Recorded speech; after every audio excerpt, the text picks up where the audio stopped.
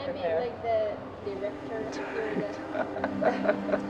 I'll try to keep it quite relaxed, quite like informal. Okay, yep. Thanks for joining me here in Arctic Circle Assembly. It's a pleasure. For the start, would you like to introduce yourself, just who you are and where are you based at the moment? Yeah, so I'm Dante McGrath. I'm a research associate at the Centre for Climate Repair at the University of Cambridge. And I did my PhD at the University of Cambridge, but I'm from Australia originally. I'm here because my research concerns the Arctic. We're looking at climate interventions at the Centre for Climate Repair, focusing on the 3 R's, as we call it: the reduction of emissions, the removal of carbon dioxide, and this bold mission of refreezing the Arctic. So that's my main concern, actually, addressing the melting of Arctic sea ice and considering solutions that might solve this problem. Yeah, great. That's cool. And I have to say that the Centre for Climate Repair at Cambridge has actually been a big part of our story, our pathway also, because you were the first guys that we contacted, basically. Oh, really? Yeah, we've just heard about climate interventions, and then I emailed Sean, and we get to chat with them directly. Isn't it nice that we can agree on key phrases like repair, climate repair? I think that's something that we can all aspire to, whether Absolutely. we're youth activists, scientists, community members. It's a very inspiring vision, I suppose. Absolutely. You're working with marine cloud brightening, especially. Yes. Tell me a bit about that. How did you come across with this topic? How did you start to engage with this topic? Well, I suppose in my PhD, which was involving fluid mechanics, I was looking at droplets, specifically droplets in combustion engines and how they contribute to pollutant emissions from aircraft engines. Like diesel, kerosene? Exactly, yep. Jet fuel, diesel. The aviation industry is probably one of the slowest to decarbonise, and so there's a real problem in that industry to do with the use of hydrocarbons. And so I was measuring fuel droplets in the lab. And then I met Professor Hugh Hunt, who's now my supervisor, who noticed I was using equipment and using experimental procedures that would contribute to marine cloud brightening. And so I asked him, what's that? And that's really what got the ball rolling, I suppose. And the point is, I bring a background in experimental diagnostics to do with droplets on the same scale as marine cloud brightening. Right. I suppose I could give you a nutshell of what a brief. What is the scale, by the way? Yeah, we're talking about the droplets. Micrometer scale.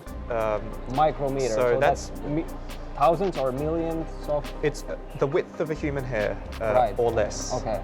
Roughly speaking. But what's crucial to note about marine cloud brightening is that the concept is to spray seawater droplets that are on the micro scale, but delivering salt particles that are on the nanoscale into clouds. So really our main goal with this concept, or exploring this concept, is can we transport salt particles into clouds, because it's those salt particles, those salt crystals, that could increase reflectivity and contribute to reducing global warming. By reflecting more sunlight back into the space. Yeah, think of it as more surface area blocking the sun from the surface level. So you were working earlier to reduce emissions, right? Because you were trying to find ways to... The first R. Yeah, how to make the engines more efficient. Correct. How do you feel about now working on the repair or the refreeze part? Does it feel more significant, or... Because it is at least a smaller field. You're making maybe a bigger contribution there? It's something I've thought a lot about, Anton, right. And something that I had to do a lot of research about before I started at the Centre for Climate Repair. I think we can all agree that emissions reduction is the #1 priority, but then the more I researched the topic of climate change more broadly, I realised that that would not be enough to save precious ecosystems. I mentioned I'm from Australia. I've been to the Great Barrier Reef, and I know how precious that is to marine life and life on Earth, these ecosystems are what we stand to lose. Right. And when I realized that net zero doesn't automatically mean global cooling, I thought, okay, so that's going to contribute to sea level rise and human suffering. That introduced the topic of climate intervention. So what can we do to buy ourselves time to meet those bold targets, the 1.5 degrees or even 2 degrees, because we know now, the science is quite solid, that we have a handful of tipping points that are at risk in a world above 1.5 degrees. Right. The Arctic is one and coral reefs are another.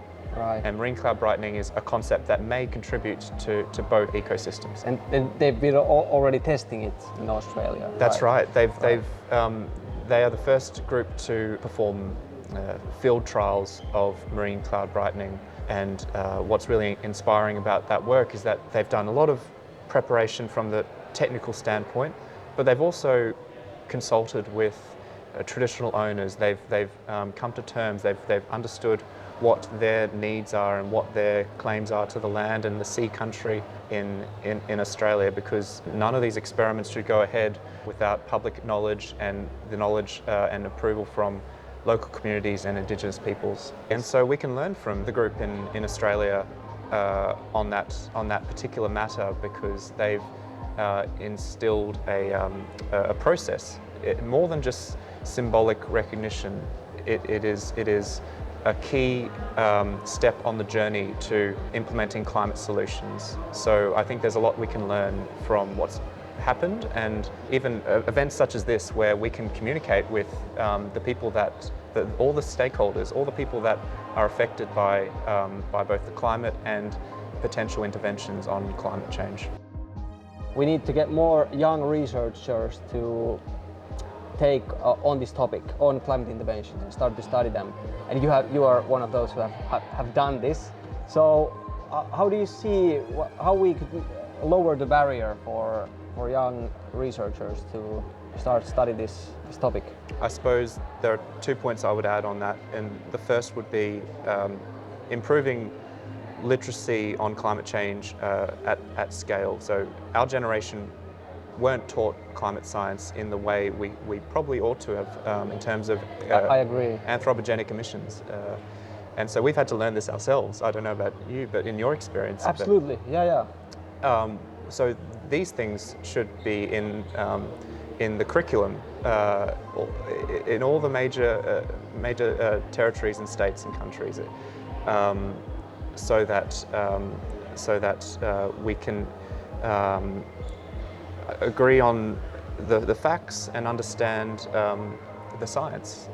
So that's the first point. And then the second point, I think, towards the youth voice from my perspective, the research space, the research sphere, is to ensure that countries that are affected by climate solutions, climate interventions are represented, and that universities in those regions are studying these topics, not just the select few universities that have perhaps led the way in previous years, because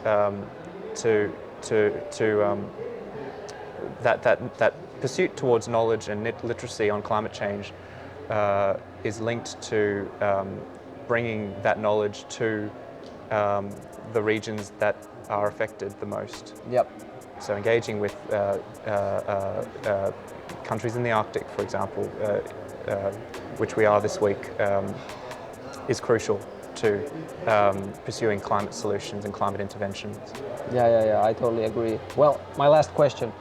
I can only imagine that your work is quite, it takes a lot of time, it's laborious, but what do you like to do in your spare time? Oh gosh. How do you use your free time?